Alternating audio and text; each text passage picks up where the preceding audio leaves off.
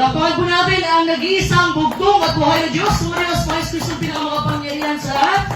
Sa pangalan po ng bugtong at buhay na Diyos, sumarios, Panginoon Yesus Kristo na pinakamakapangyarihan sa lahat, na siyang lumikha ng langit at lupa at sa lahat ng mga bagay na nagkikita at hindi nakikita, na sa punggitan ng kanyang pinakamakapangyarihang mga kamay, ay ginawa niya ang tao mula sa likabok ng lupa ayon sa kanyang wangis, at siya din ang walang mantsa, walang dungis at walang kapintasan, ang nag-iisang bugtong at buhay na Diyos sa mga Diyos, Panginoon Kristo, makapangyarihan sa lahat, na walang katulad at hindi matutularan, walang makahigit at kamangha-mangha, dahil siya ang walang simula at walang katapusan, na ang langit ng mga langit ang kanyang tahanan. Palakpakan po natin ang bugtong at buhay na Diyos sa mga Diyos, Panginoon Kristo, pinakamakapangyarihan sa lahat, at palakpakan din po natin ang mga banal na anghel ng bugtong at buhay na Diyos, na kasama natin sa 6 na araw hanggang sa mga oras na ito. Palakpakan po natin mga kapatid, at palakpakan po natin ang mga sugo ng bugtong at buhay na Diyos, mga Diyos, walang iba,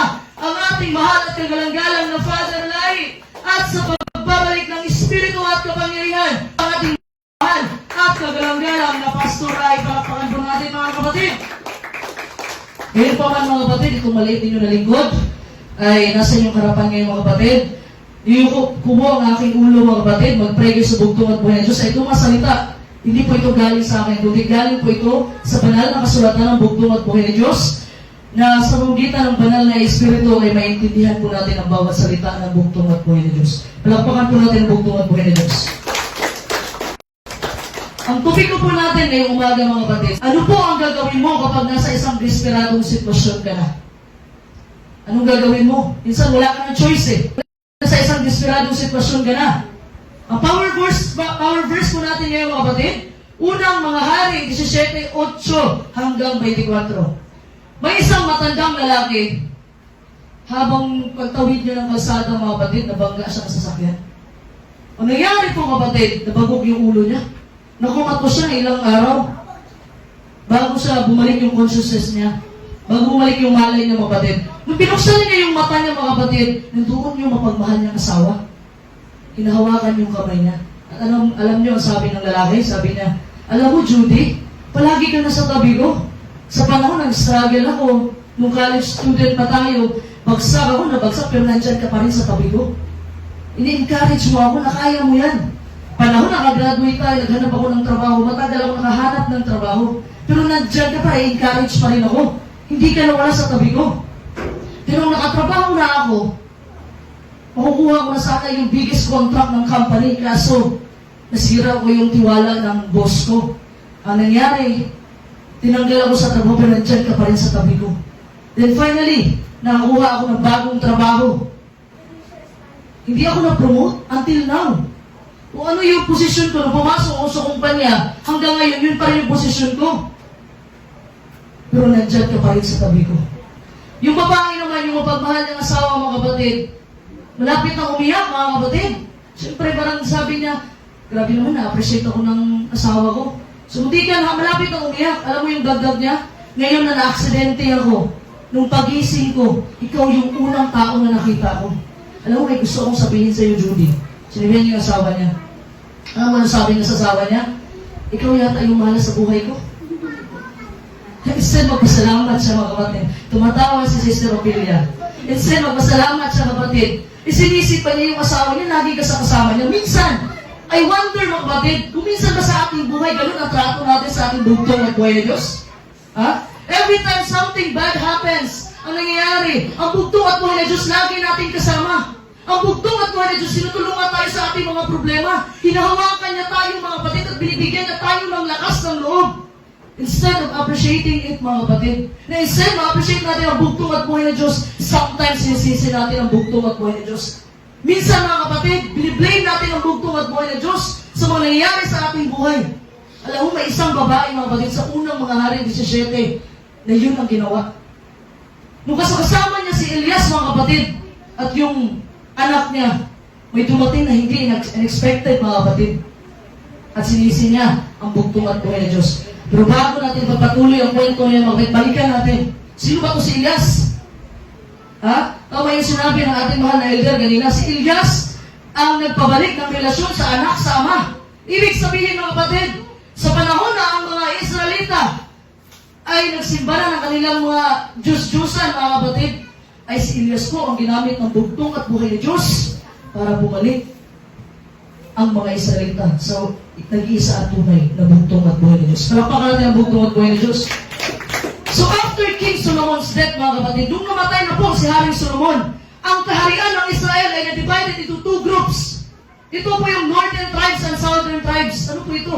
Itong northern tribes, mga kapatid, known as Kingdom of Israel. Ang yung southern tribes naman ay tinatawag sa Kingdom of Judah. So nahati sa dalawang grupo ang Israel, mga kapatid. Sa loob ng 60 o 60 years, mga kapatid, nung nawala si Haring Solomon at nahati yung kaharian ng Israel, si King Ahab, siya yung hari sa Israel during that time. And it was during that time, mga kapatid, gumagawa ang bugtong at buhay ni Diyos. So, gitan ng kanyang propeta na ang pangalan ay Elias. Alam niyo pa ba ang purpose ni Elias? Ang purpose mo ni Elias ay bigyang babala ang mga Israelita na talikuran ng kanilang mga idolatry, yung mga Diyos-Diyosan, at bumalik sa nag-iisang tunay na bugtong at buhay ni Diyos. Palakpakan natin ang bugtong at buhay ni Diyos. Gumawa po ang bugtong at buhay ni Diyos ng mga kapangyarihan, mga himala sa magitan ng kanyang lingkod na si Elias. Mababasa po natin ang mga milagro na yan sa unang mga hari at ikalawang mga hari. So, ang unang mga hari, 17:1, purihin ang bugtong at buhay ni Diyos, pag-isus sa pinakapangyarihan sa lahat. At si Elias at Tishbita na sa mga nagiging pamayang sa Galaad ay nagsabi kay Akab, buhay ang Panginoon, ang Diyos ng Israel, na ako'y nakatayo sa harap niya, hindi magkakaroon ng hamog o ulan man sa mga taong ito, kundi ayon sa aking salita. Dahil po sa influensya ni King Ahab, mga kapatid, at yung asawa niyang si Jezebel, mga kapatid, ang Israel ay nagsimula na silang mag-worship kay Baal at Ashtaroth. Sino ba ito si Ashtaroth? Ito yung Diyos ng gira at Diyos ng kahalayan. Ha? At iba pang mga paganong Diyos. So, as punishment po ng bugtong at buhay ng Diyos, ang sinabi ng bugtong at buhay na hindi niya ipapaulan ng sa loob ng tatlo kalahating taon. 3.5 years, mga kapatid. Walang ulan. Imagine, mga kapatid, gaano kahirap dito nga lang sa Pilipinas, mga kapatid. Nahirapan tayo ng panahon na hindi umulan eh. Umabot yung temperatura ng 45 degrees Celsius. Ilang buwan lang na hindi umulan, mga kapatid. Biyak-biyak yung mga lupa. Imagine yung mga kapatid, yung agrikultura dito sa Pilipinas, yung tayo na sobrang init. Bagsak ang ekonomiya. Ha? Imagine nyo, mga kapatid, kung panahon, 3 kalahating taon na hindi nagpadala ng ulan ng bugtong at buhay ni Diyos dahil sa katigasan ng ulo ng Israelita. Ha? Imagine 3 years without rain, mga kapatid. Remember, si King Ahab at yung asawa niya sa Jezebel, hindi masyadong pinakinggan ang salita ni Elias. So as the time, mga kapatid, natutuo ang sinabi ni Elias na sinabi ng bugtong at buhay niya, hindi siya magpapadala ng ulan sa loob ng 3.5 years, mga kapatid. Doon na nagsimula na worried si King Ahab at si Jezebel. Ang ginawa nila, mga kapatid, sineryoso na nila. Pinahanap nila si Elias para patayin. Pero dahil sa proteksyon ng bugtong at buhay na Diyos, tinago si Elias, mga kapatid, doon sa batis ng Cheret. Ha? Alam niyo sino nagpapakain kay Elias? Ha? Ang nagpapakain po kay Elias, walang iba, ang uwak. Uwak po ang ginamit ng bugtong at buhay na Diyos. Ha? I remember sabi ni Pastor Lahi, na hindi isang Hudyo si Elias, mga kapatid, isa siyang Teshwite. Kasi yung mga Hudyo, mga kapatid, ayaw nila sa mga uwak. Kasi mas scavengers, kumakain ng patay, kumakain ng marumi. Pero bakit sa lahat ng mga ipon, mga kapatid, ang ginamit ng bugtong at buhay ni Diyos yung uwak? Na isang marumi na hayop. Ha? Bakit sa lahat ng mga ipon na ginamit na yung uwak? Simple lang, mga kapatid. Kahit gaano pa karumi, kahit gaano ka pa, kawalan ng pag-asa, pag ginamit ka ng bugtong at buhay ni Diyos, walang kahit sino man ang makakapigil mo. Uwa po yung naghahatid ng pagkain kay Elias, mga kapatid. Day to day niya nakain, mga kapatid. Kahit sino, gamitin ang bugtong at buhay ni Diyos, wala tayong karapatan na questionin ang bugtong at buhay na Diyos. Kahit sino, mga kapatid. Ha? Kahit gumamit siya ng bata o matanda, babae, kahit sino pwede niyang gamitin, mga kapatid. And who are we to question God? Sino po ba tayo para questionin ang bugtong at buhay na Diyos? Wala. Tayo ay mga hamak lamang na nilalang ng bugtong at buhay na Diyos. Palakpakan po natin ang bugtong at buhay na Diyos. After months and months of no rain, mga kapatid, ang batis ay natuyo na. So, kailangan lumipat ni Elias. Kailangan niya na naman ng lumipat, mga kapatid. So, ang salita ng bugtong at buhay na Diyos ay dumating kay Elias. Anong sabi? It sounded like a good news or a bad news. Bakit? Anong good news? Sabi ng bugtong at buhay na Diyos, kailangan nang tumayo dyan. Kailangan mo nang lumipat. Ano yung bad news? Kailangan mo pumunta ng Sarepta. Ano ba itong Sarepta, mga kapatid? Ano sabi ng uno, mga hari, 17:9, purihan ang bugtong at buhay na Diyos. Ikaw ay bumangon, paruman ka sa Sarepta na nauukol sa Sidon, at tumahan ka roon, narito aking inutusan ng isang baong babae, roon na pakainin ka. Hindi ko alam kung alam ba ni Elias kung ano itong Sarepta, mga kapatid. Ha? Hindi natin alam kung narinig na ba niya ito. Itong Sarepta, mga kapatid, ito yung small town lang o maliit na lungsod ng Pinisya, ng modern nga is Lebanon, modern name nga is Lebanon. So, ano ba itong Pinisya, mga kapatid? Ito yung hometown ni Jezebel. Hometown ni Jezebel, mga kapatid. Yung masamang asawa ni Ahab. Ha? Naka-influensya na magsimba ng mga Diyos-Diyosan o kay Baal. So, mapapaisip ka, mga kapatid, sa dami ng pwedeng puntahan ni Elias, bakit doon pa sa Sarepta? Alam mo, para siyang para sa Santa Rosa, Laguna. Itong ilalim ng Santa Rosa is yung Santo Domingo. So, bilong po yung Sarepta sa Pinisya. Na which is yun yung hometown ni Jezebel. Na gustong ipapatay si Elias, mga kapatid. So, mapatanong ka, bakit sa dami-dami ng lugar, doon siya pinadala ng bugtong at buhay na Diyos? Ha? Alam mo, masabi mo, kung si Elias pa, masabi ni Elias, okay na ako dito sa Batis San Cheret Okay na to, hiding place. Maraming mga bundok na malapit doon, mga kapatid, pero doon siya pinadala sa Sarepta. Bakit Sarepta? Ha? Magiging stranger siya sa lungsod na yun, mga kapatid, wala siya kakilala. At maaari pa siyang mapahamak. Dahil hometown yun ni Jezebel, maaaring may nakakilala sa kanya at pwede siyang isumbong at maaari siyang mapatay. Pero hindi lang po yan ang nandoon sa Sarepta, mga kapatid. Hindi lang po yan. Ano pong nandoon? Ito yung pananampalataya ng isang balong babae, mga kapatid. Ano sabi ng unang hari, 17:9? Purihin ang bugtong at buhay na Diyos. Aking inutusan ng isang baong babae, roon na pakakainin ka. Parang sinabi lang ng bugtong at buhay na Diyos, pumunta ka doon, Elias. Nakaprepare ang higaan mo, yung pagkain mo. Isang balong babae ang mag-aalaga sa'yo. Kung hindi na, yung mapapaisip ka sa Sarepta, tapos, ang inutusan ng bugtong at buhay na Diyos, yung balong babae pa.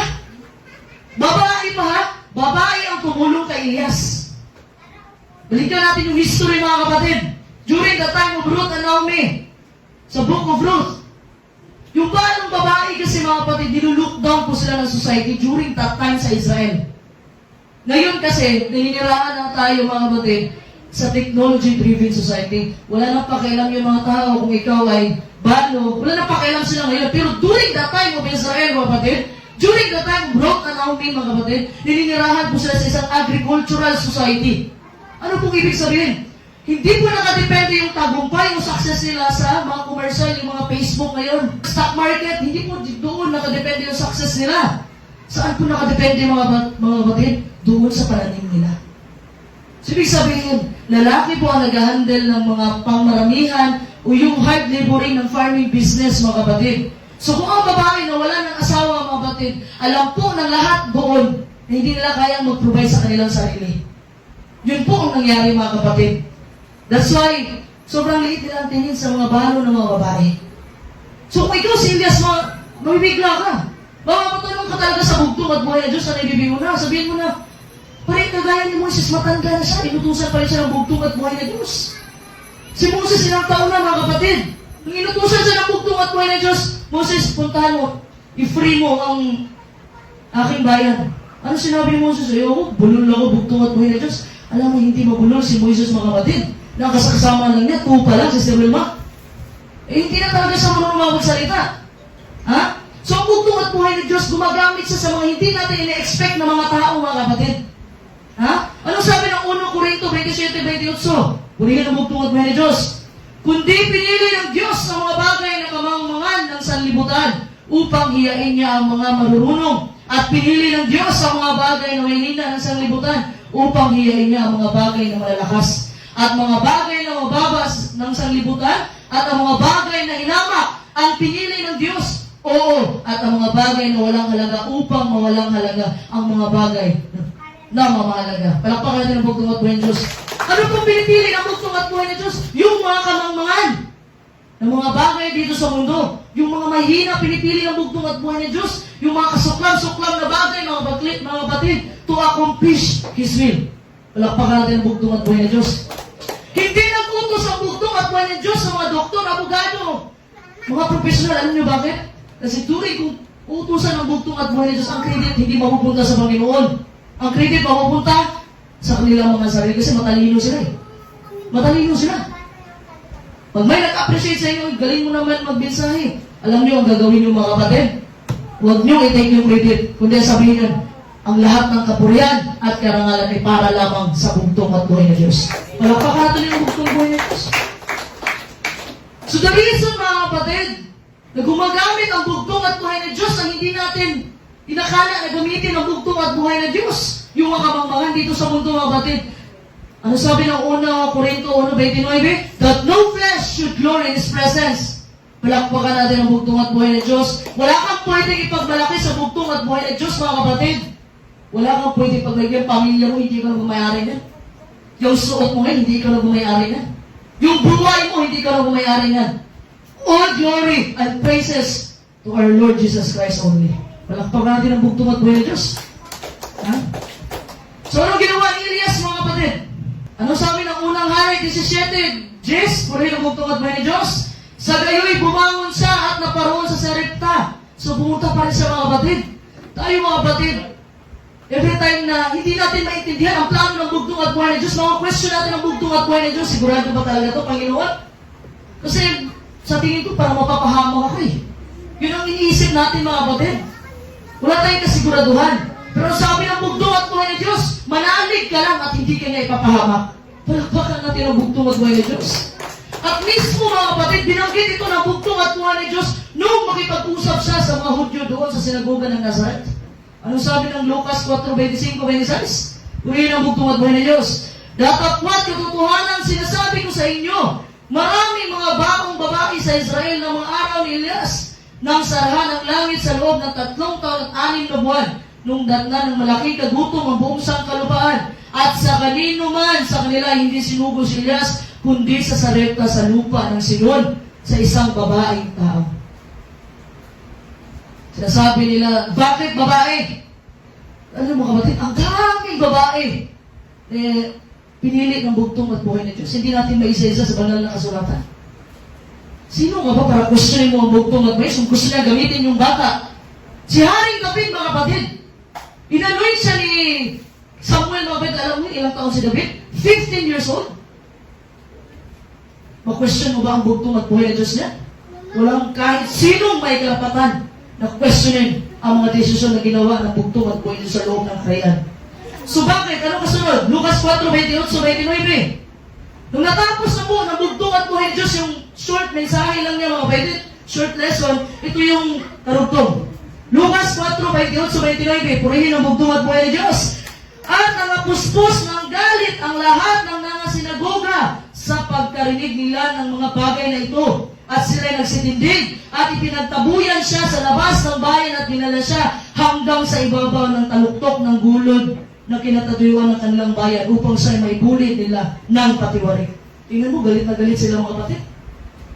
Galit na galit ang mga Hudyo. Nung nangaral po ang bugtong at buhay ng Diyos mga kapatid tungkol kay Elias at sa balong babae, galit na galit yung reaksyon ng mga Hudyo. Bakit galit sila mga kapatid? Ha? Ang punto lang ng bugtong at buhay ng Diyos mga kapatid, na sometimes ang bugtong at buhay ng Diyos nakakita siya ng malaking pananampalataya doon pa sa mga hintil. Ha? Kaysa sa mga sarili niyang tao o sarili niyang bayan. Insulto to para sa mga Hudyo mga kapatid. Kasi ang mga Hudyo, hindi pa bumaba ang bugtong at buhay ng Diyos Sa sanlibutan, hindi pa siya nagkatawang tao. Mga Hudyo, ang tingin nila sa mga hintil, mga marurumi. Yun ang tingin ng Hudyo. Hintil, mga kapatid, tayo yun. Tayo ang mga hintil, mga kapatid. Kung tinanggap lang sana ng mga Hudyo ang kanilang Misayas, walang iba, ang ating bugtong at buhay na Diyos, kung tinanggap lang nila, mga kapatid, hindi sana tayo, mga kapatid, kailangan pa natin pumunta ng Israel para maligtas tayo. Pero hindi nila tinanggap. Kaya that's why, Mateo 21:43, nilipat ang kaharian sa bansang namumunga. Walang iba. Ito yung dala-dala ng ating mahal at kagalang-galang na Pastor Lahit. Palakpakan po natin, mga kapatid. Ang tingin nila sa mga hintil, mga kapatid, panggakong lang para sa apoy ng impyerno. Ganun po ang tingin ng mga Hudyo sa mga hintil. Pero nung bumaba ang bugdong at buhay na Diyos sa sanglibutan, nagkatawang-tao sa pinakamababang uri ng pamumuhay, mga kapatid. At sinakripisyo niya ang kanyang buhay doon sa Kalbaryo ng Krus. At doon, nagkaroon tayo ng kaligtasan. Palakpakan natin ang bugdong at buhay na Diyos. Remember, mga kapatid, si Jonas. Galit na galit siya. Ayaw niya magpautos doon sa Nineveh. Kasi yung Nineveh, mga kapatid, is a Gentile country. Ha? Hintil po na bansa ang Nineveh, mga kapatid. Ayaw niya, galit na galit siya. Pumunta siya ng Tarshish. Hindi siya pumunta ng Nineveh, mga kapatid. Lumi siya ng landas. Anong ginawa ng bugtong at buhay na Diyos? Gumamit siya ng malaking isda. Ito yung whale. Malaking isda, mga kapatid. At sabi pa ni Jonas, hindi pa talaga siya nagrepresenta sa kanya sarili na ako na ang tatalon. Sabi niya, itapon niyo ako. Siya pa. Sabi pa niya, itapon niyo ako. Iba talaga to si Jonas. Kasi ayaw nga niya na mag-repent ang Nineveh, mga kapatid. Gusto niya parusahan. Sabi pa niya, nung nagkagulo na doon sa loob ng barko, mga kapatid, hindi pa siya talaga nag-offer na ako na tatalon ako, akong dahilan eh. Ano sinabi ni Jonas? Itapon niyo ako. Nagpapatapon pa. Ayaw na kasi talaga, mga kapatid. At the time na tinapon na siya, doon nakaabang malaking isda. It's a way. Ito yung way ng bugtong at buhay na Diyos. Alam niyo bakit? Kung hindi lumabas si Jonas sa malaking isda sa tingin, maniwala yung Nineveh, mga kapatid. Milagro to para sa kanila. 3 days and 3 nights si Jonas, mga kapatid, sa ilalim ng isla. Sino bang mabubuhay niya? Sobrang asit ng isla, mga kapatid. Pero lumabas si Jonas sa malaking isla, mga kapatid. At nagmensahe siya sa Nineveh na kailangan niyo na magsisi. At naniwala, mga kapatid, kahit mismo ang hari naniwala. Palakpakan natin ang bugtong at buhay ng Diyos. Ano kaya pakiramdam ni Elias this time, mga kapatid? Anong pakiramdam kaya niya? Totally dependent siya sa isang babae, sa isang pagano na lungsod. Alam mo, hindi lang basta hintil ko, isa pa kong babae. Big deal kasi sa unang panahon, mga kapatid, yung babae. Ha? Hindi lang isang hintil, mga kapatid, isa pang babae, hindi lang isang babae, isang balo pa. Ha? At hindi lang isang balo, isang pinakamahirap pa na balo, isang kain lang, patay na sila. Nung papunta na po si Elias, mga kapatid, nakita niya yung babae. Papasok na siya sa lungsod ng Sarepta. Nakita niya yung babae, mga kapatid. Nagagather na ng panggatong kasi magluluto na sila. Sa huling lang pagkain. Nagagather na sa mga kapatid ng couple of sticks. Lutuin na yung harina at saka oil. Tinapay. Luto siya ng tinapay. Ano sinabi ng unang hari, 17:13, purihin ang bugtong at buhay na Diyos. At sinabi ni Elias sa kanya, huwag kang matakot. Yumaon ka at gawin mo ang iyong sinabi. Ngunit igawa mo muna ako ng munting tinapay at ilabas mo sa akin at pagkatapos ay gumawa ka para sa iyo at para sa iyong anak. Masasabi mo, selfish siya mag Elias. Unahin daw siya. Tsaka sila kakain. Pero hindi po, mga kapatid. Alam niyo ang gusto lang ipakita ni Elias na siya ay nagtiwala sa bugtong at buhay na Diyos. At ginawa lang niya kung ano ang sinabi ng bugtong at buhay na Diyos sa kanya. Palakpakan natin ang bugtong at buhay na Diyos. Ano sinabi ng bugtong at buhay na Diyos kay Elias? Pumunta ka doon sa Sarepta. May balong babae doon. Nag-aantay sa iyo para pakainin ka. Hindi naman sinabi ng bugtong at buhay na Diyos na may balong babae doon. Papagutuman ka niya, mamatay kayong dalawa. Hindi sinabi ng bugtong at buhay na Diyos. Ngunit ano ang pangako ng bugtong at buhay na Diyos? Nangako po ang bugtong at buhay na Diyos na tutugunan niya lahat ng pangailangan ni Elias. Palakpakan natin ang bugtong at buhay na Diyos. Alam mo, na-experience ko nito, mga kapatid. Nung nawala ang ating mahal kagalang-galang na pastor, alam ko hindi ako pinabayaan ng bugtong at buhay na Diyos. Alam niyo bakit? Kasi itong maliit niyo lingkod, nandito sa harapan niyo.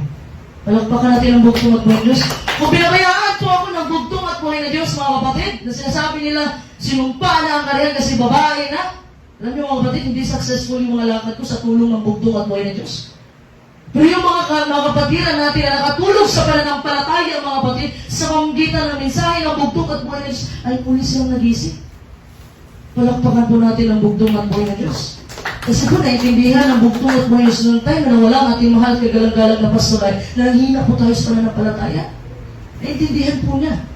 Kaya nga po, pinadala ang inyong maliit na lingkod ngayon para magdala ng mensahe tungkol sa bugtong at buhay na Diyos. Palakpakan po natin ang bugtong at buhay na Diyos. Now, you have to understand, mga kapatid, na itong bagong babae na ito, isang tragic na tragedy nangyari sa kanya. Wala na nga siyang asawa. Tapos huling kain na nila yun. Huling kain na nila, mga kapatid. Alam nila mga kapatid, wala na eh. Ano na? Isang baso na lang ng oil at isang baso ng harina. Sister Open. Ha?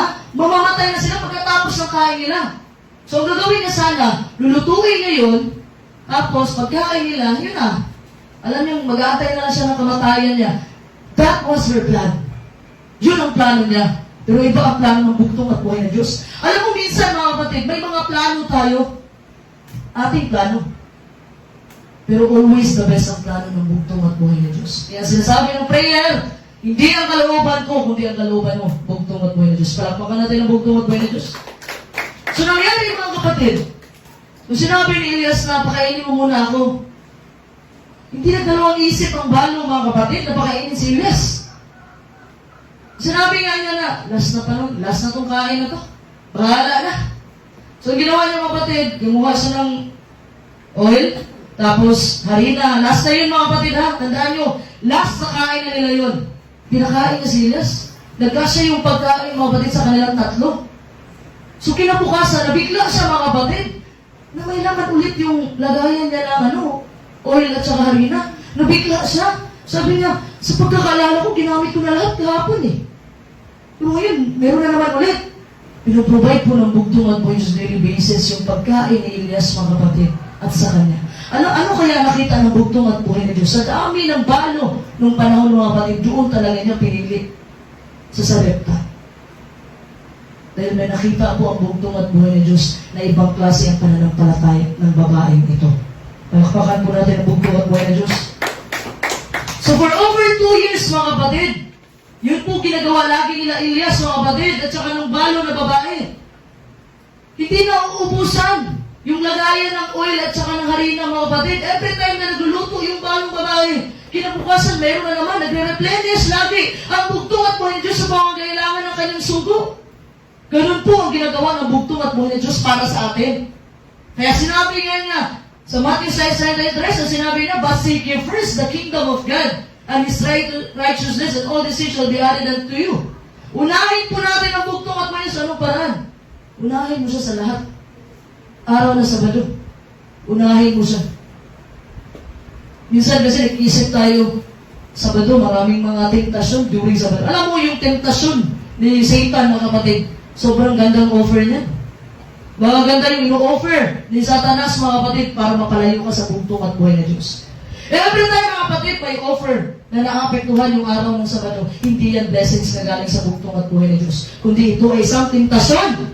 Ito ay isang trap ni Satanas para hindi ka sumunod sa bugtong at buhay na Diyos. Kaya tayo kailangan tingnan natin mga kapatid ang mga ginagawa natin, ang mga desisyon natin ginagawa sa tulong at gabay ng bugtong at buhay na Diyos. Palakpakan natin ang bugtong at buhay na Diyos. So for over 2 years mga kapatid, ito yung daily basis ni Elias at ng balo mga kapatid. Ano sabi ng unang hari, 17:14-16? Purihin ang bugtong at buhay na Diyos, sapagkat ganito ang sabi ng Panginoon, ng Diyos ng Israel, ang gusi ng harina ay hindi makukulangan, o ang banga ng langis man ay mababawasan hanggang sa araw na magpaulan ng Panginoon sa ibabaw ng lupa. At siya ay yumaon at ginawang ayon sa sabi ni Elias at kumain ng babae, at siya at ang kanyang sambahayan ng maraming araw. Ang gusin ng harina ay hindi nakulangan, o ang banga ng langis man ay nabawasan, ayon sa salita ng Panginoon na kanyang salita sa pamamagitan ni Elias. Palakpakan po natin ang bugtong at buhay ng Diyos. Alam mo kapatid, si Elias mga kapatid, yung balo na babae, yung na sinasabi ko, araw-araw, kumakain sila. Pero araw-araw din nakikita niyo yung milagro ng bugtong at buhay ng Diyos na nagbibingo na. Araw-araw, mga kapatid, kinukuha niya yung banga. Pero araw-araw, nagre-replenish ang bugtong at buhay ng Diyos. Ibang klase ang ating Panginoon. Palakpakan po natin ang bugtong at buhay ng Diyos. God is a marvelous way, mga kapatid, of taking care of us. Marami kahangahangang paraan ng bugtong at buhay ng Diyos na tayo ay alagaan. Ha? Sometimes, God used miraculous way. Gumagawa ng mga milagro ang bugtong at buhay ng Diyos at minsan hindi. Ha? Marami pong paraan ang bugtong at buhay ng Diyos para alagaan ang kanyang bayan. Para alagaan ang kanyang mga bugtong na anak, mga kapatid. Yun po ang sinabi ni Apostol Paul, mga kapatid, sa Filipos. Purihin ang bugtong at buhay ng Diyos. At pupunan ang aking Diyos sa bawat kailangan ninyo ayon sa kanyang mga kayamanan sa kalulatian kay Kristo Jesus. Palakpakan natin ang bugtong at buhay ng Diyos. God is our provider.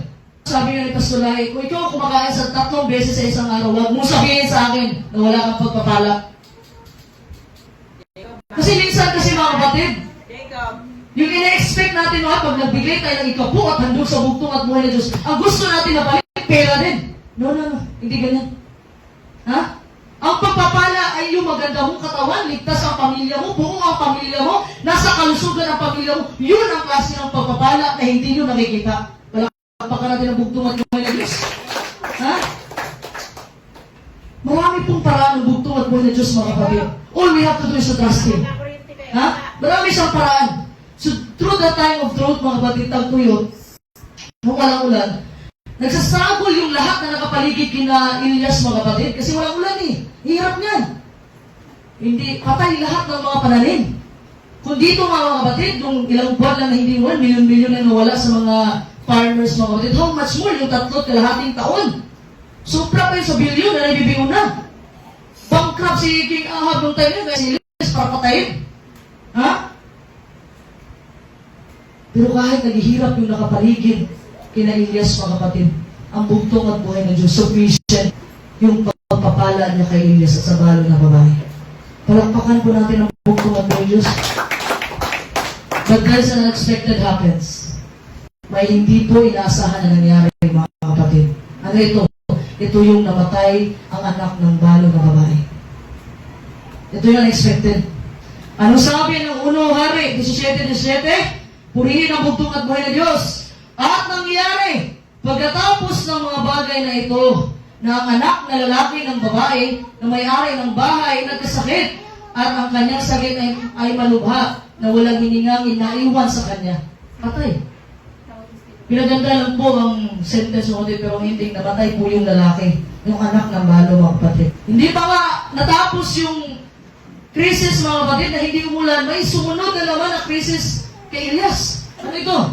Ito yung anak ng balo na babae, mga kapatid. Alam mo, mga kapatid, pag may problemang dumarating sa buhay natin, sunod-sunod na yan. Kung na-experience yan, mga kapatid, kakaayos na isang problema, sumunod na naman yung isang problema. Sunod-sunod na, mga kapatid. Marunong ka magpatakbo ng sasakyan, may na-discuss na naman. Na bayaran mo na lahat ng bill mo sa hospital, may nagkasakit na naman. It never stops.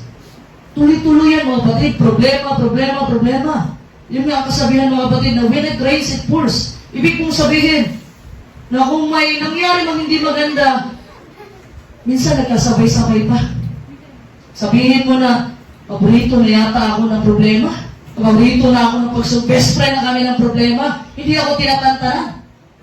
Ha? Hindi naman po nangako ang bugtong at buhay ng Diyos sa kayahay na buhay dito sa mundo, mga kapatid. Tandaan po natin. Ha? Walang ipinangako ang bugtong at buhay ng Diyos na kung sumunod ka sa akin, wala ka ng pagsubok. Bagkus, ano sinabi niya sa Juan 16:33? Dito sa mundo, mayroon kayong kapigatian. Alam niyo, maging blessed kayo, mga kapatid. Every time na sinusubukan po tayo ng bugtong at buhay ng Diyos, lagi kong sinasabi sa mga sermon sa tulong ng bugtong at buhay ng Diyos, pag once may pagsubok po tayo, mga kapatid, ibig sabihin niyan, mahal tayo ng bugtong at buhay ng Diyos. Palakpakan natin ng bugtong at buhay ng Diyos. Alam niyo bakit? At the time na mayroon kang pagsubok, ibig sabihin na, mga kapatid, nakasakasama mo ang bugtong at buhay ng Diyos. Mabigla ka na kung wala kang pagsubok. Ha? Ma-question mo na. Bakit kayo wala kang pagsubok ngayon? Ano yung buhay ko? Relax na ngayon na. Mabigla ka na, mga kapatid. Ibig sabihin, hindi mo nakasama ang Diyos. Ha? Kung may pagsubok, magpasalamat ka. Kung may kumukotya sa'yo, may nagtutuya sa'yo, magpasalamat ka. Alam mo bakit? Naranasan mo na ang naranasan ng bugtong at buhay na Diyos. Palakpakan po natin ang bugtong at buhay na Diyos. And sometimes, mga kapatid, yung krisis sa buhay natin, mga kapatid, is the act of commitment. Ano ba ito? Kung determinado ka na sumunod sa kalooban ng bugtong at buhay na Diyos, may sakripisyo mangyayari. Ano ibig sabihin yun? May trabaho ka. Tapos, gusto mong piliin ang araw ng Sabado. Pag pinili mo ng araw ng Sabado, tanggalin ka sa trabaho. Yun po ang makamundo. Pero alam niyo bakit? Alam niyo mga kapatid, nung tayo na nagtrabaho ako mga kapatid, sa tulong ng bugtong at buhay na Diyos, share ko lang konti ha. Nung nagtrabaho po ako mga kapatid, nasa Mindanao pa ako that time. Tapos after ko nag-graduate, pumunta ako ng Maynila para makipagsapalaran. So nangyari mga kapatid, bago ako umalis, sinabi ng ating mahal at kagalang-galang na pasunay, dalawang bagay ang huwag mong kalimutan, check. Ano ito? Ito yung araw ng Sabado at pagbibigay ng ikapo. Ito talaga sinabi. Saksi ang bugtong at buhay na Diyos. Ito ang sinabi ng ating mahal at kagalang-galang na pasunay. So lumipad ako, papuntang Manila. And every time mga kapatid, nag-a-apply ako ng trabaho, bago pa humaba ang ating interview, tanungin ko muna, may Sabado ba? Pag sinabing mayroon, text na yan. Ni minsan mga kapatid, pag nasagasaan yung utos ng bugtong at buhay na Diyos, hindi pagpapala yan. Kundi ito ay way ni Satanas mga kapatid. So isang buwan ako naghahanap ng trabaho mga kapatid. Ang dami magagandang offer, quality assurance, quality control. Ang dami magagandang offer mga kapatid. Kasi yun ang way ni Satan mga kapatid. Dapat na yung mga magaganda sa iyong harapan. Ha? So nangyari mga kapatid, after 1 month sa paghahanap ng trabaho, umiyak na ako. Umiyak na ako si Sir Wilma. Nalibibig na sabi ko, hindi yata ako pwede dito sa Maynila. Ang bugtong at buhay na Diyos, magpunta ako dito. Iyak na ako. May last, mga kapatid, last resource. Nag-apply ako, mga kapatid. Iba ako may pag-usap sa bugtong at buhay na Diyos. Sinabi ko, pag natanggap ako dito sa unang interview na to, ibig sabihin, ito yung binigay mo sa akin na kumpanya. Alam niyo, mga kapatid, naalala ko tuloy yung sinabi ni Pastor Lahi. Papunta ka pa lang sa interview, papunta ka pa lang, yung mga panalangin ng bugtong at buhay na Diyos, inihanda ka ng mga kapakan po natin ang bugtong at buhay na Diyos. So, nangyari mga kapatid, kung may paninindigan po kayo sa bugtong at buhay na Diyos, ang bugtong at buhay na Diyos ay manindigan din siya sa inyo. Kasi sabi ni ko, Daniel, palakpakan po natin mga kapatid. Alam nyo, natanggap ako ng trabaho.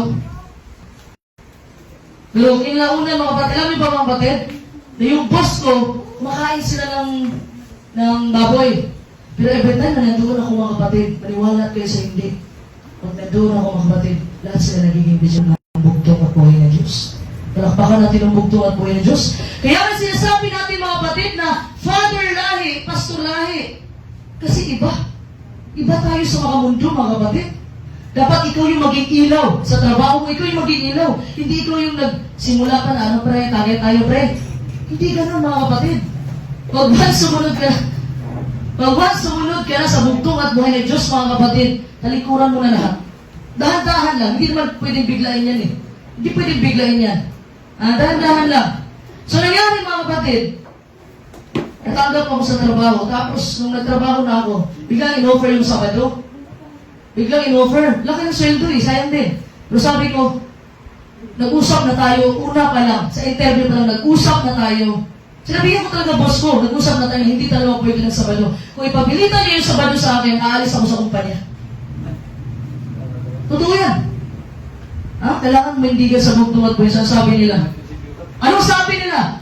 Huwag ka lang, maghanap na kami ng iba, huwag ka lang umalis. Grabe, palakpakan po natin ang bugtong at buhay na Diyos. Di mo kasi alam, mga kapatid, na every time po na pinipili mo araw-araw ang bugtong at buhay na Diyos, in-offer mo yung sarili mo sa bugtong at buhay na Diyos, ang bugtong at buhay na Diyos ay sinasamahan ka sa araw-araw mo. Nagbibigay siya ng pangailangan mo sa araw-araw. Hindi lang po natin mana-appreciate minsan, mga kapatid, lalo na pag may mga problema ang dumarating sa buhay natin, mga pagsubok, hindi natin na-appreciate ang bugtong at buhay na Diyos. Bagkus, Pini-question pa natin ang bugtong at buhay ni Diyos, mga kapatid. Ha? Pini-question natin minsan na bakit nangyayari ito sa iyo, bakit ganyan, ang daming bakit. Pero tatay, mga kapatid, na ready na tayong mag-commit sa bugtong at buhay ni Diyos at sumunod sa Kanya, hindi po magiging okay ang lahat. Sabihan ko kayo, ang pagsunod sa bugtong at buhay ni Diyos, hindi po ayahay ang buhay niyo. Ha? Pinagpala po tayo, mga kapatid. Billions of people around the world. Tayo po ang pinili ng bugtong at buhay ni Diyos. 1:15-16. Palakpakan po natin ang bugtong at buhay ni Diyos. Kasi minsan nagsimula tayong magtaka, mga kapatid eh. Sumunod naman ako sa bugtong at buhay ni Diyos. Sinunod ko naman lahat ng utos niya. Pero bakit ganito ang nangyari sa buhay ko? Bakit ganito ang resulta? Ganun po ang nangyayari sa atin minsan, mga kapatid. Sumunod ka lang sa bugtong at buhay ni Diyos. Sinunod mo utos niya pero wala ka pag-ibig. Ha? Wala kang pag-ibig sa iyong kapwa. Mahirap yun, mga kapatid. Kasi the greatest commandment, mga kapatid, love God and love your neighbor as you love yourself. Ha? Mahalin mo muna ang bugtong at buhay ni Diyos. Kasi minsan, mga kapatid, yung mga magulang, yung mga anak nila, sumunod-sunod lang sa kanila dahil sa takot, pag tinalo, nanay bibiuna. Hindi na pag-ibig yung nararamdaman nila, takot na. Ang gusto ng bugtong at buhay ni Diyos, mauna dapat yung pag-ibig bago ang takot. Sumusunod ka sa bugtong at buhay dahil may pag-ibig ka. Hindi dahil sa natatakot ka sa bugtong at buhay ni Diyos. Palakpakan po natin ang bugtong at buhay ni Diyos. So si Elias po, mga kapatid, ay dumating yung malaking trahedya sa buhay niya. And being human, kasi tao rin si Elias, mga kapatid. Hindi natin alam, napapaisip siguro si Elias kasi may verse dito, mga kapatid, na question niya ang bugtong at buhay ni Diyos. Hindi siya nasasaktan para lang sa balo na babae, mga kapatid. Nasasaktan siya para sa sarili din niya. Siguro, sa tagal ng pinagsamahan nila sa balo na babae, napalapit na yung kalooban niya sa bata, mga kapatid. Siguro, naglalaro na sila dito. Hindi natin alam. Ang ating mga kagagalan na pastor ay sobrang malapit po siya sa mga bata. Ha? And then, now the child is gone. Namatay na po yung bata, mga kapatid. Pero kahit sa pinaka-terrible circumstances na nangyari sa buhay ni Elias at sa balo na babae, mga kapatid, hindi sila inawanan ng bugtong at buhay ng Diyos. Palakpakan natin ang bugtong at buhay ng Diyos. Walang katulad ng kamatayan para seryosohin natin ang buhay. Alam mo, minsan may nare-disgrasya. Pag nare-disgrasya, sabi na, second life ko na to. Ha? Alala ko tuloy yung yung organist natin sa Mindanao, si Sultan. Mga kapatid, binangga siya ng big bike. Nung paliko na siya, big bike, galing sa traffic light, sobrang bilis, alam mo yung mga big bike, sobrang bilis ng takbo, binangga po siya, mga kapatid. Pero sa maniwalat kayo sa hindi, mga kapatid, walang kahit na anong balik-balik sa katawan ang bugtong na anak ng bugtong at kung saan nangyari doon sa bumangga, yun pa ang nabalian. Protektado po lagi ang mga bugtong na anak ng bugtong at buhay ng Diyos. Walang po natin ang bugtong at buhay ng Diyos. No, nasabi niya kasi nawala na siya ng oras ng time na yun sa Panginoon eh. Alam niya mismo sa sarili niya na nabibiho na. Sabi niya, hindi na siya masyadong nakapagsamba. Pero nung time na yun, ginamit ng bugtong at buhay ni Diyos yung insidente na yun, na sinabi niya, second life ko na to. Buhos ko na. Ibubuhos ko na sa gawain ng bugtong at buhay ng Diyos. Ha? Second life ko na to, alam mo, ang kinakatakutan ng lahat, yung kamatayan. Yung kamatayan po, mga kapatid, ang kinakatakutan ng lahat. Alam mo, ito yung nagpaparemind sa atin, wala tayong kapangyarihan. Na tayo ay mahihina. At tayo ay mortal lang. Itong katawan natin, mga kapatid. Pagdating doon, mga kapatid, pagdating ng bugtong at buhay, papalitan po ito ng bugtong at buhay ng Diyos ng bagong katawan. Kasi itong katawan natin, hindi ito aabot hanggang kalapahan, mga kapatid. Kasi itong katawan na ito ay makasalanan. So, papalitan po ito ng bugtong at buhay ng Diyos. Palakpakan natin ng bugtong at buhay ng Diyos. So, nangyari, mga kapatid, nung dumating yung trahedya na yun kay Elias at sa balo na babae, sinisip pa niya si Elias. And keep in mind, mga kapatid, na walang sino man ang nabuhay mula sa mga patay bago ang insidente ito. Prior to this incident, mga kapatid, walang nabalitaan sa Israel na muling nabuhay, kundi first time lamang ito nangyari na binuhay ni Elias. Bigay ng bugtong at Diyos ang bata galing sa patay. Power, palakpakan natin ang bugtong at buhay ng Diyos. Ha?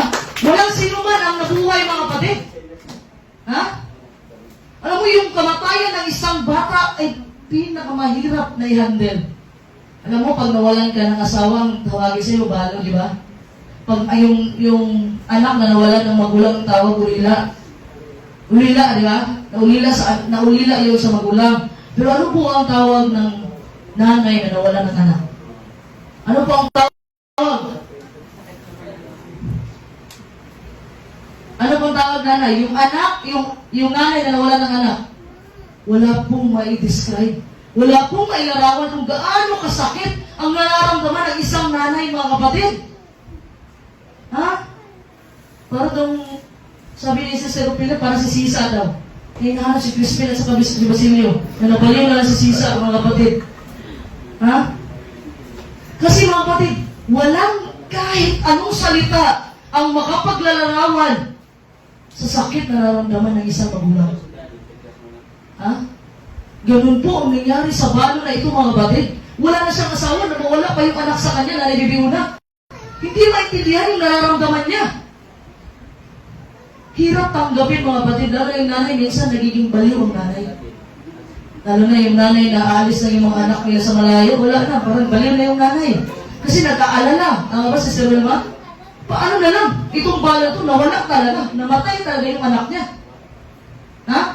Ang sabi po ni Joseph Bailey, mga kapatid, isang pastor, isang publishing author, mga kapatid, hindi lang po isang anak ang nawala sa kanya, kundi 3 anak, mga kapatid. Nung sanggol niya na bata, 18 days pa lang, namatay na.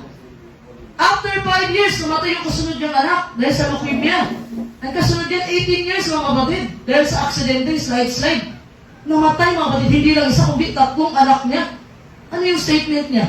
Sabi niya, sa lahat ng kamatayan, yung kamatayan ng mga bata ang pinakamahirap dalhin. Ha? Ano sabi ni Carl Jones, mga kapatid, isang psychiatrist? Sabi niya, a period placed before the end of the sentence. Yung period daw, nilalagay siya sa end ng sentence na na-review na.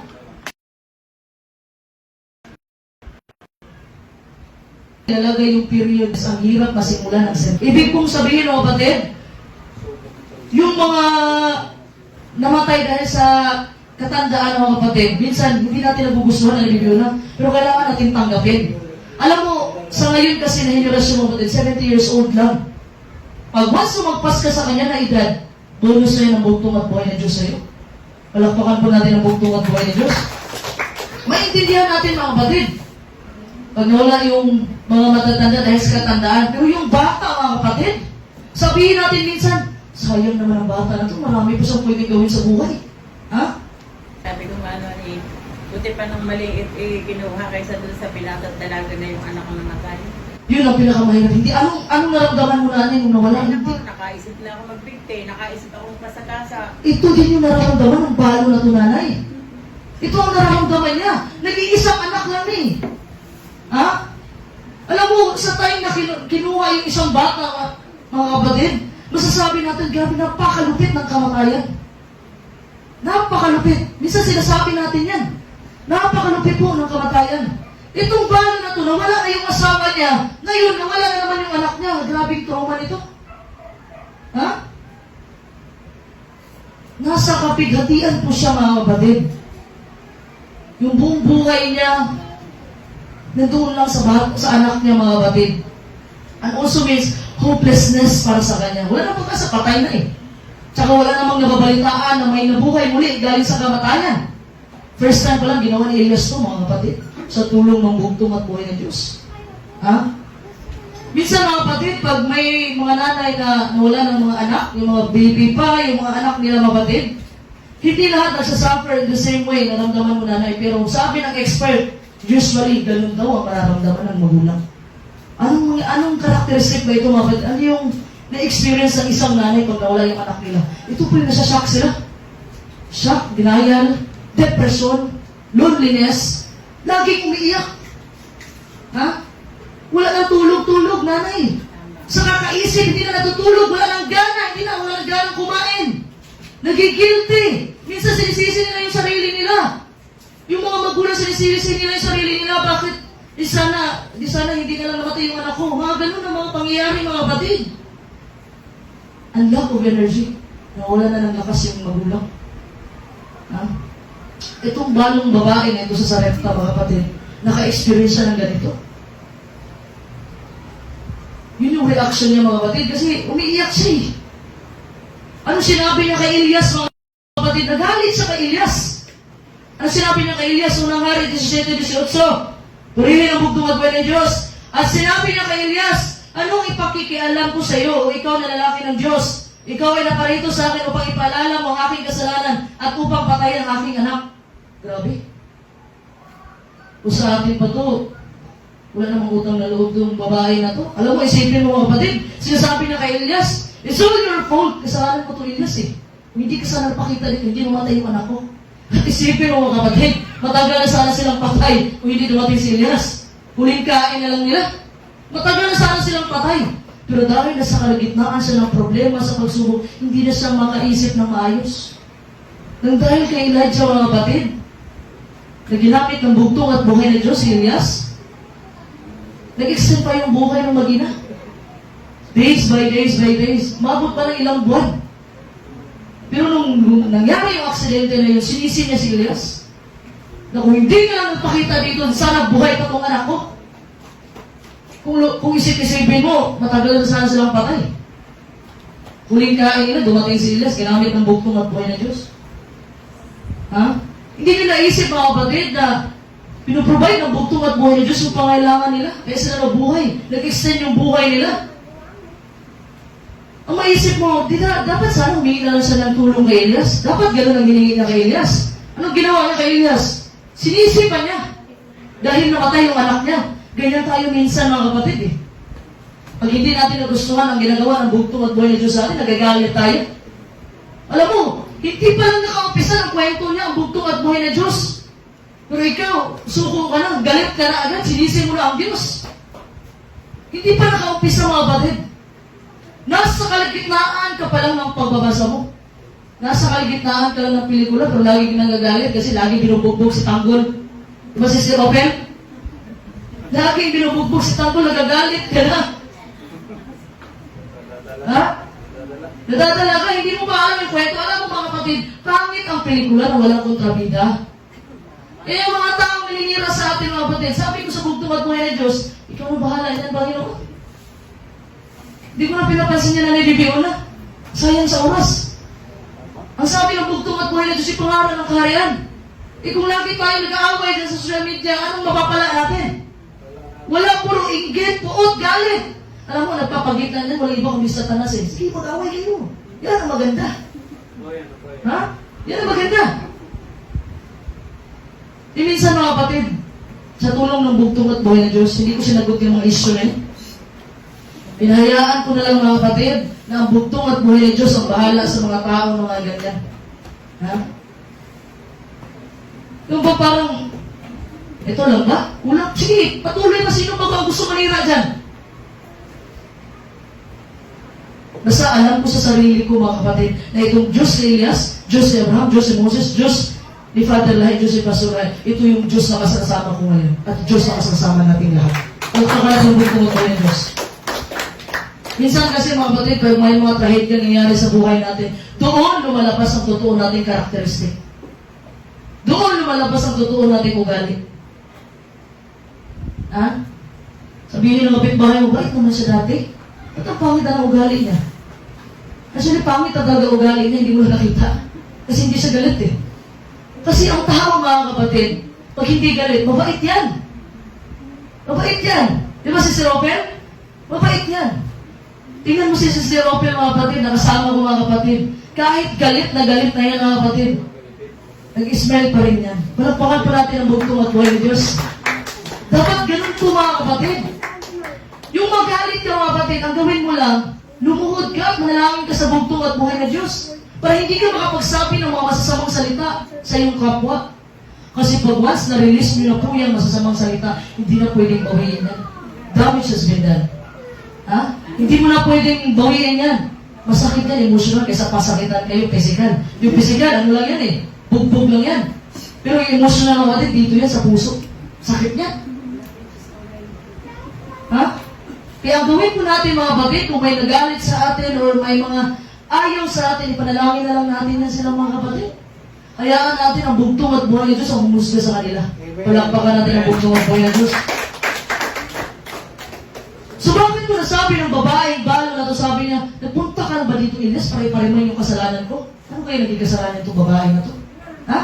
At first, mga kapatid, sinisi niya si Elias. Ha?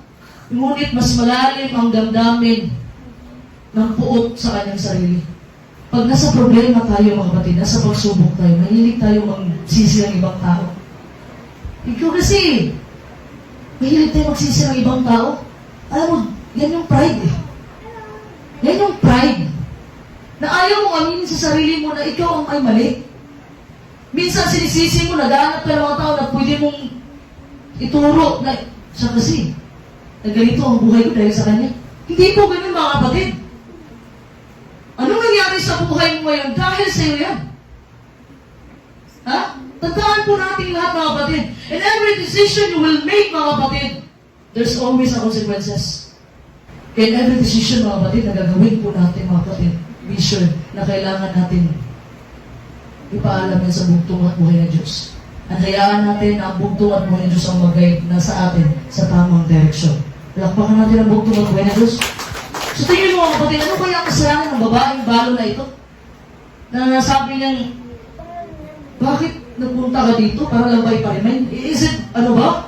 Dahil ba sa pag-worship niya kay Baal? Dahil ba sa kanyang immorality?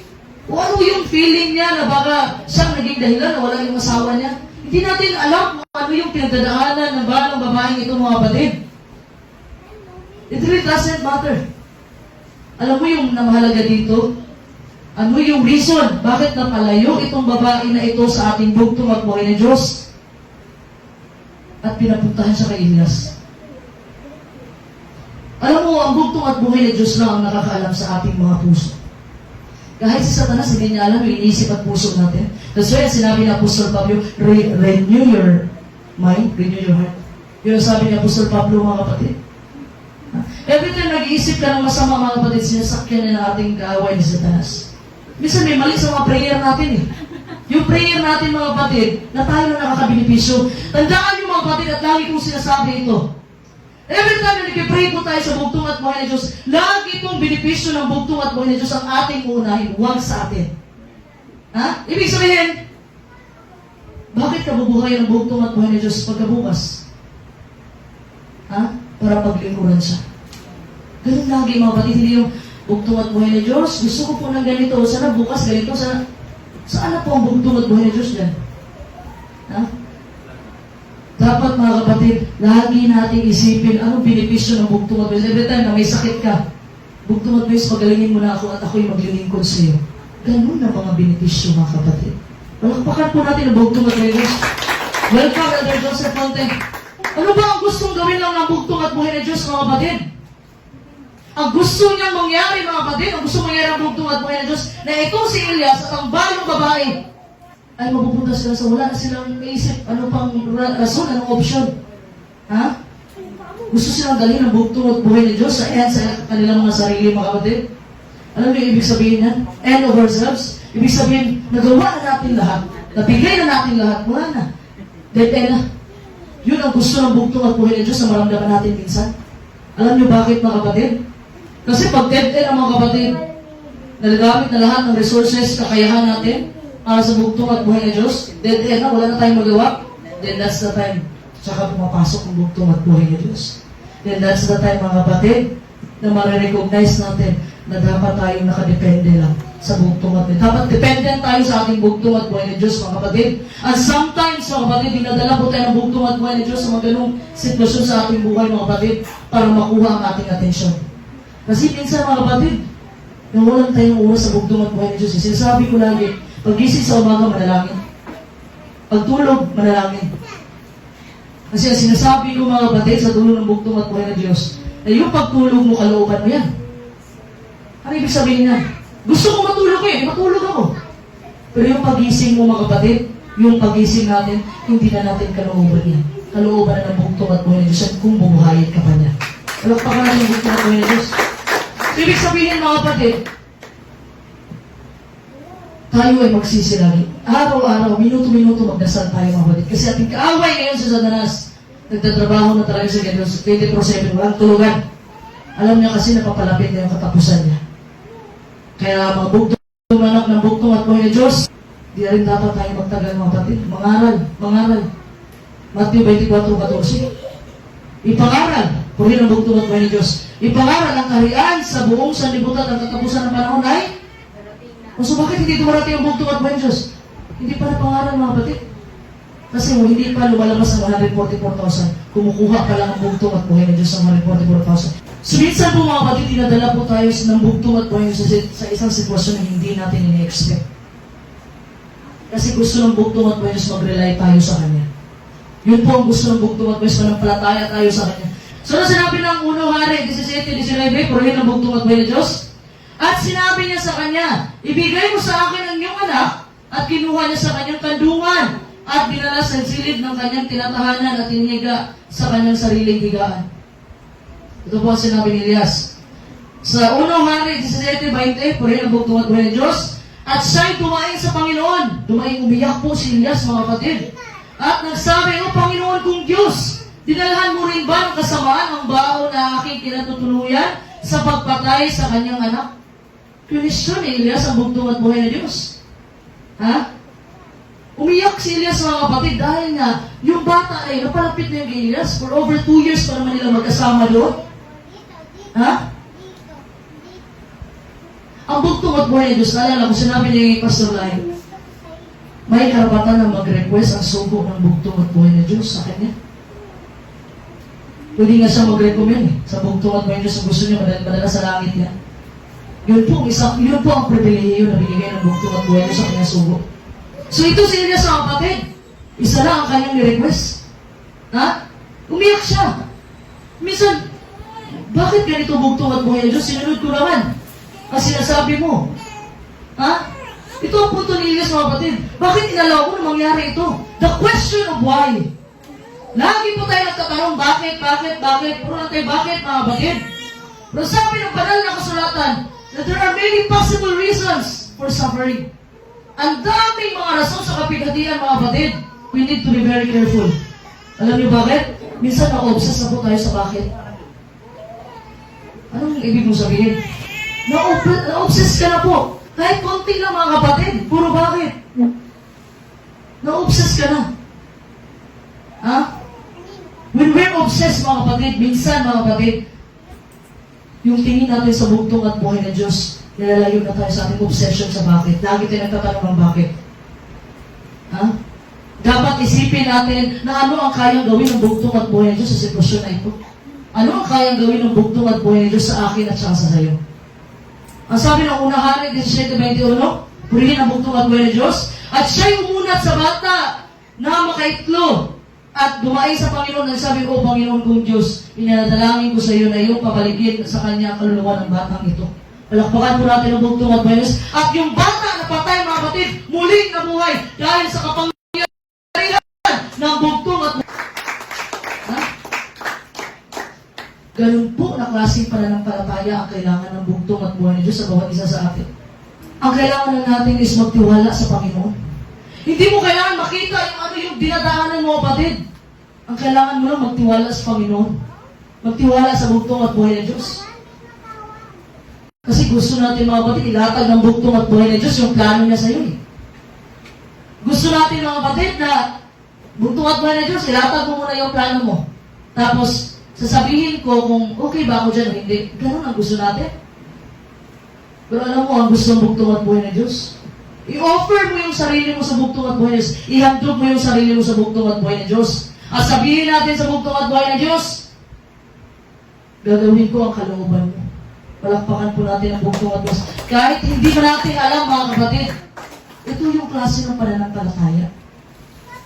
Alam mo, sinabi ni Pastor Ray, alala ko, sabi niya, alam mo yung pag sinasabi mo lagi, mga kapatid, na ikaw nang bahala, bugtong at buhay ng Diyos, upgraded na yung level of faith mo, mga kapatid. Yung wala ka nang kinakain, ikaw na bahala, bugtong at buhay ng Diyos. Ganun po na pananampalataya ang gusto ng bugtong at buhay ng Diyos. Hindi man natin alam yung bukas natin, pero may bugtong at buhay ng Diyos tayong masasandalan at palalapitan. Palakpakan natin ang bugtong at buhay ng Diyos. Ano sabi ng 1 Hari, mga kapatid, 17:23, purihin ang bugtong at buhay ng Diyos? At kinuha ni Elias ang bata at ibinaba sa loob ng bahay na mula sa silid. At ibinigay siya sa kanyang ina at sinabi ni Elias, tingnan mo, ang iyong anak ay buhay. Grabe. Pagkabuhay ng bata, dinala niya agad doon sa nanay. Pati mismo si Elias, mga kapatid, tuwang-tuwa sa ginawa ng bugtong at buhay ni Diyos. Minsan, mga kapatid, na-amaze tayo sa ating pananampalataya eh. Talaga nagawa ko pala yun dahil sa tulong ng bugtong at buhay. Minsan ganun eh. Si Elias, mga kapatid, na-amaze siya, mga kapatid, na nabuhay muli ang bata.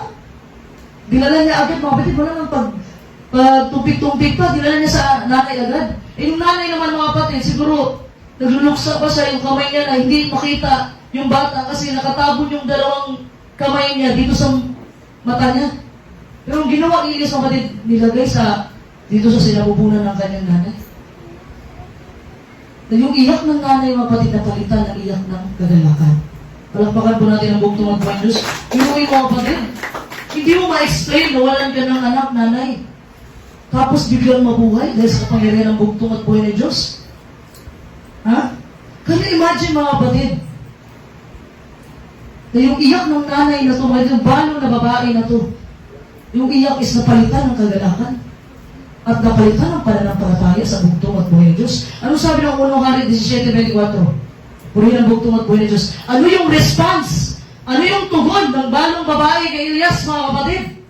At sinabi ng babae kay Elias, ngayon talastas ko na ikaw ay lalaki ng Diyos at ang salita ng Panginoon sa iyong bibig ay katotohanan. During that time, mga kapatid, nung pagpasok po ni Elias sa Sarepta, na-identify na siya ng balong babae na man of God. Lalaki ng Diyos. Pero ngayon, na-explore niya, na-experience niya. Dahil binalik po ni Elias ang patay niyang anak sa hugitan ng kapangyarihan ng bugtong at buhay ng Diyos. At doon niya nalaman ang Diyos ni Elias ay makapangyarihan at doon niya nalaman na hindi lang makapangyarihan, ito ang source ng katotohanan. Palakpakan po natin ang bugtong at buhay ng Diyos. Na-acknowledge siya po ng babaeng balo, mga kapatid. So yung statement ng babaeng balo, hindi lang papakita na naniwala sa Elias dahil nagsasabi siya ng totoo. Pero dahil na-experience sa mismo, mga kapatid, ang katotohanan. Ano ang gagawin mo, kapatid, pag nasa isang desperadong sitwasyon ka na? Anong gagawin mo? Yung iba kasi, mga kapatid, hindi kinakaya eh. Yung iba minsan nagpapakamatay. Ha? Minsan, mga kapatid, pag yung depresyon na umira sa atin, yung pagsubok ay hindi natin maintindihan, lalo na pag wala kang Diyos. Alam mo, dyan ginawa ni Judas eh. Nagpakamatay si Judas. Pareho naman sila nagkasala ni Pedro. Pero si Pedro, naintindihan ang bugtong at buhay ng Diyos, kaya natakot lang siya. Natakot si Pedro, mga kapatid. Dahil sa ginawa niya ng pagputol niya ng tenga ni Malco, mga kapatid, pwedeng patayin din si Pedro, mga kapatid. Bawal yun. Takot si Pedro. Kaya dininay niya ang bugtong at buhay ng Diyos, hindi lang isang beses, hindi lang dalawa, kundi 3 beses. Ano ba yung kasalanan ni Pedro at Judas? Pareho silang nagkasala, mga kapatid. Pero ang kasalanan ni Judas is matagal na niyang pinlanuhan na ang bugtong at buhay ng Diyos ay ibenta. Yun ang naging kasalanan ni Judas. At isa pa, nung time na nagpakamatay siya, mga kapatid, ina-underestimate niya ang pag-ibig ng bugtong at buhay ng Diyos. Nakakala niya, hindi niya siya patatawarin ng bugtong at buhay ng Diyos. Kaya nagpakamatay siya. Tandaan niyo, mga kapatid, pag once nagpakamatay, wala na talagang kaligtasan niya. Hindi po tayo nagmamayari ng ating buhay, mga kapatid. Pag hindi natin kinakaya ang problema, na-stress tayo, na-depress tayo, marami po kapasok sa isipan natin. Kasi yun ang gawain ni Satan. Ha? Dito po ang battleground ng ating kaaway na si Satanas. Dito po yung mag-uumpisa lahat sa isipan natin. Ha? Pag inalaw mo na pumasok si Satanas dyan, mga kapatid, kawawa ang buhay mo. Pero dapat po, mga kapatid, ang gawin natin, lagi nating pakainin ang ating mga espiritu sa ano pong pamamagitan po ng banal na salita ng bugtong at buhay ng Diyos. Huwag mo natin iasa sa mga pastor at elder. Kasi tayo pong lahat, Joel 2:28, Gawa 2:17, na tayong lahat ay gagamitin ng bugtong at buhay ng Diyos. Na sa huling kapanahonan, ibubuhos ng bugtong at buhay ng Diyos ang kanyang espiritu. Hindi lang sa bata, hindi lang sa mga matatanda, hindi lang sa mga lalaki, pati na rin sa mga babae. Palakpakan po natin ang bugtong at buhay ng Diyos. So tayo po mga kapatid, na mga bugtong na anak ng bugtong at buhay na Diyos, dapat tayo ay kumapit lang sa bugtong at buhay na Diyos. Itong huling kapanahunan during persecution time mga kapatid. Nasabi nga, narinig ko sa ating mahal, gagagala ng pasukahay, ano ba? Linggo, Sabado. Pinutulan ka na ng kamay. Pinutulan ka na lahat. Sabado ka pa rin. Sabado, Sabado. Hanggang sa ulo na yung pipuputol sa'yo. Sinabi mo, linggo na lang. Ha? Panalangin po natin sa bugtong at may sabigyan po tayo ng kalakasan.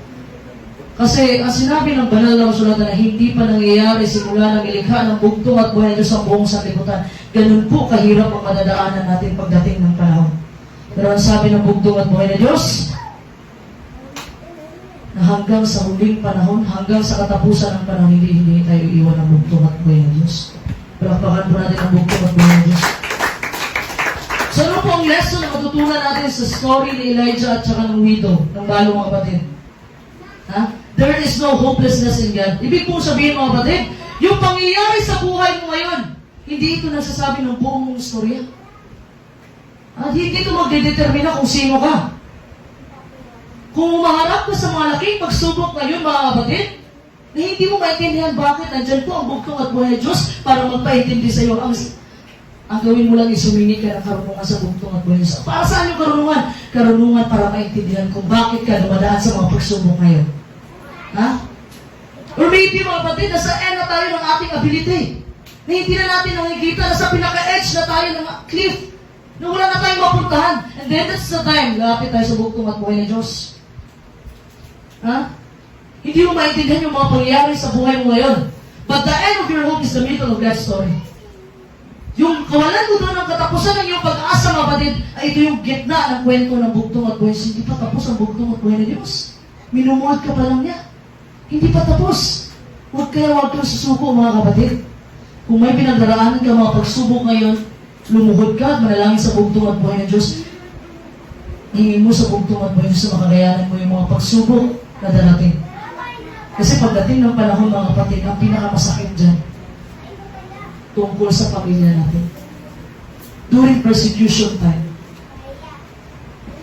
yun ang pinakamasakit. Na i-persecute yung anak mo na dyan mismo sa harapan. Mangyayari talaga yan. Yan ang nasa propesiya, mga kapatid.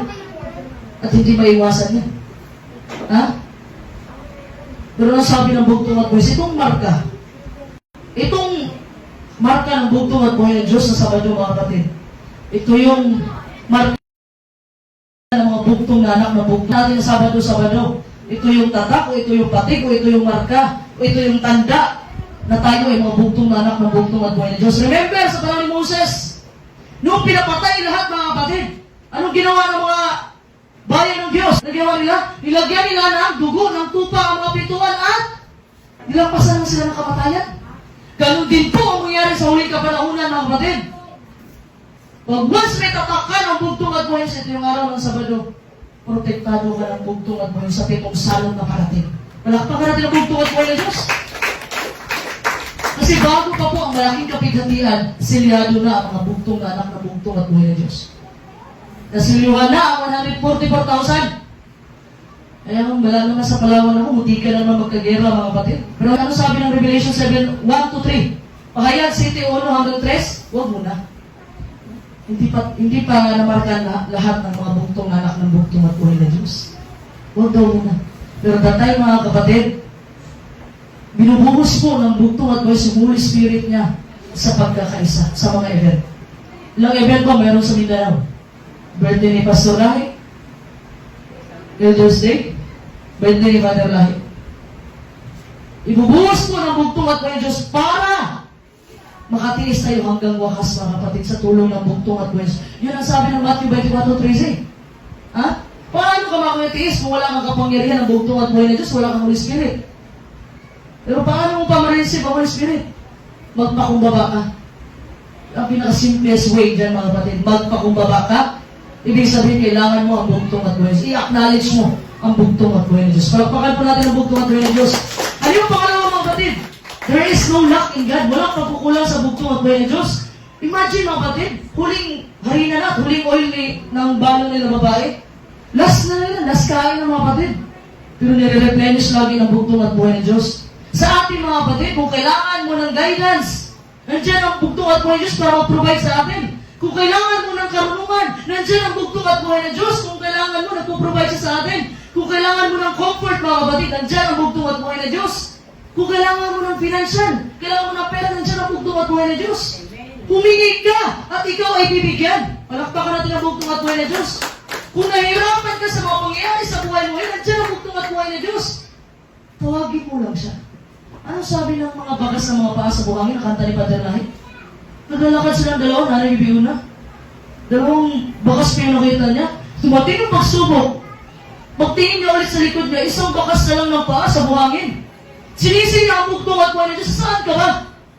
Bakit iniwanan mo kung kailan may pagsubok ko sa buhay ko? Sinisi niya. Ano sabi ng bugtong at buhay ng Diyos? Mahal kong ano? Sa panahon na isang bakas na lang ng buhangin ang nakita mo. Ito yung mga panahon na kalong-kalong na kita. Palakpakan natin ang bugtong at buhay ng Diyos.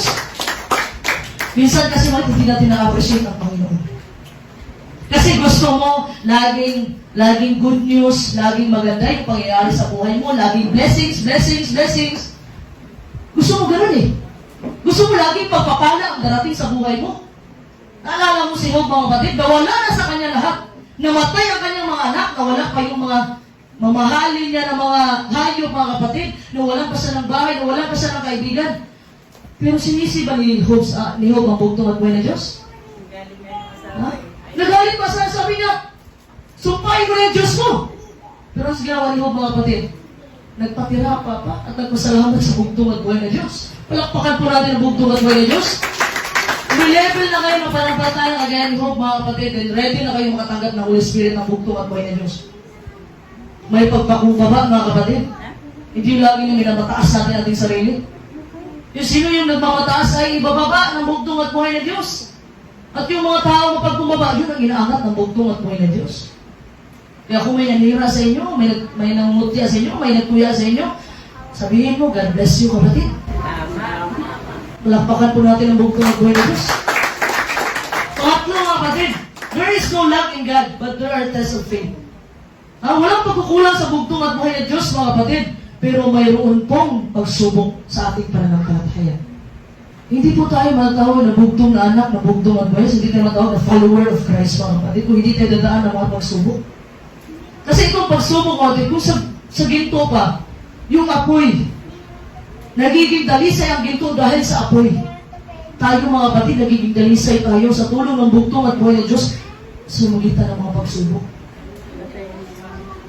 Kung gaano kalaki ang pagsubok mo, mga kapatid, nadadaanan mo ngayon, kapatid, sabihin sobrang laki ng pagsubok ko. Ibig sabihin, alam ng bugtong at buhay ng Diyos na kaya mo yan. Hindi po tayo bibigyan ng pagsubok ng bugtong at buhay na hindi natin kakayanin. Alam niya. Alam niya yung abilidad ng kanyang mga bugtong na anak. Alam niyang kaya mo. Sa magitan ng tulong ng bugtong at buhay ng Diyos. Huwag po natin sarilinin yung mga problema. Minsan nai-stress tayo dahil tayo ang nag-aayos ng mga problema natin. Ha? Pinatanggalan natin ng trabaho ang bugtong at buhay ng Diyos na siya ang tutulong sa atin. Kasi sabi niya, stress, sobrang stress mo na, daming problema. Siyempre, inako mo lahat ng problema. Ha? Ang gusto ng bugtong at buhay ng Diyos, surrender mo sa Kanya. Ayaw mo, kaya gusto mo rin magpaka-Diyos. Inaako mo ang problema. Surrender it all, mga kapatid. Kung may pagsubok ka ngayon, may mga puot, galit ka, surrender mo ngayon, mga kapatid. Sundin natin ang bugtong at buhay ng Diyos. Ipanalangin natin sa bugtong at buhay ng Diyos. Bigyan na tayo ng karunungan na sundin ang kalooban niya. Hindi madaling sumunod sa utos ng bugtong at buhay ng Diyos. Alam natin lahat yan. Every time susunod ka, may mga tentasyon. Minsan hindi natin maintindihan. Sabihin natin, uy, may pagpapala ako. May tilahan sa barangay, may 10,000 daw. Pero hindi natin ang Sabado pa. Doon pa talaga. Sabihin mo, uy, may blessings ako. Pipila ako sa barangay ng 10,000. Half-day lang ako, hindi ako masasimba ngayon. Kasi may pilahan ngayon, sayang din, pera na yun. Ha? 10,000, laking pera na yun. Nakalimutan natin ang bugtong at buhay ng Diyos ang provider. Yung 10,000 na yun, mga hindi yan naka-1 sa kayamanan ng bugtong at buhay ng Diyos. Alam mo yung kayamanan na importante, yung spiritual na riches. Ano to? Yung pera natin walang magagawa kung tayo magkasakit. Si Steve Jobs, yung may-ari nitong Apple, may nagawa ba yung pera niya, magkasakit siya ng cancer? Saan ba siya ngayon? Wala, patay. Importante sa ating mga spiritual riches. Ano to? Ito yung pag-ibig ng bugtong at buhay ng Diyos. Ito yung nasa mabuti tayong pangatawan. Buo yung pamilya natin. Wala nagkakasakit sa pamilya. Ito po yung pagpapala na hindi natin na-appreciate minsan. Iwasan po natin ako. Iwasan natin, nasisihin natin ang bugtong at buhay ng Diyos. Bakit nangyayari ito sa buhay ko? Instead, mga kapatid, we should be grateful. We should be thankful na bugtong at buhay ng Diyos. Nangyayari ang lahat ng ito kasi alam ko may purpose ka. At hindi gusto ng bugtong at buhay ng Diyos na ipahamak ka, mga kapatid. Palakpakan po natin ang bugtong at buhay ng Diyos. Magsitayo po tayo, mga kapatid. Iyoko po natin ating mga ulo, mga kapatid. At makipag-usap po tayo sa ating bugtong at buhay ng Diyos.